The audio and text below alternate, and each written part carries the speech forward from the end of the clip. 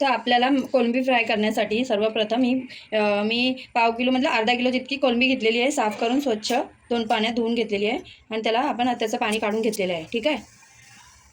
तर इथे 2 चमचे मसाला, अर्धी चम्मच हळदी पावडर आणि स्वादानुसार नमक हे सर्व याच्यात टाकूया. ठीक आहे. आणि एक लिंबाचा रस पण टाकूया याच्यात.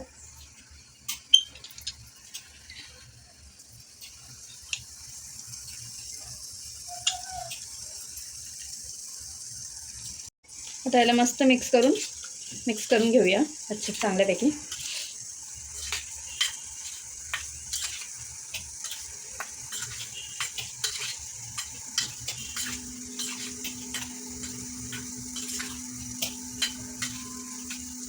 आता आपली कोलंबी मस्त मिक्स झालेली आहे. आता याला ढाकून 15 ते 20 मिनटं साईडला ठेवूया. तर इथे आपल्या कोलंबीला 10 मिनटं पूर्ण झालेली आहेत.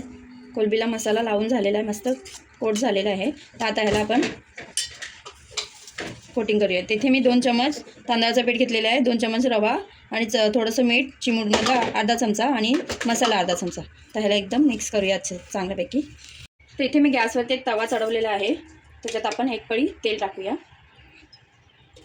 तेल गरम करायला ठेवूया आणि इथे आपण कोलंबीला कोटिंग करून घेऊया. ठीक आहे. तर अशा पद्धतीने आपल्या सर्व कोलंब्या कोटिंग करून घ्यायच्या आहेत.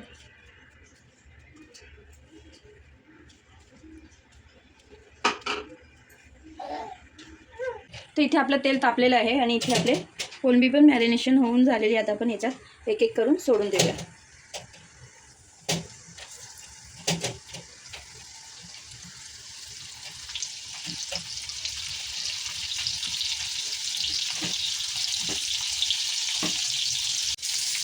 इथे कोलंबी एका साईडने फ्राय झालेली आहे. आता याला खूप पलटी मारूया आपण.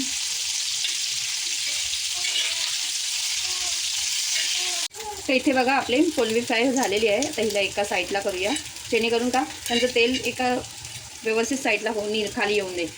आता आपण ह्याच पद्धतीने दुसरीसुद्धा कोलंबी फ्राय करून घेऊया.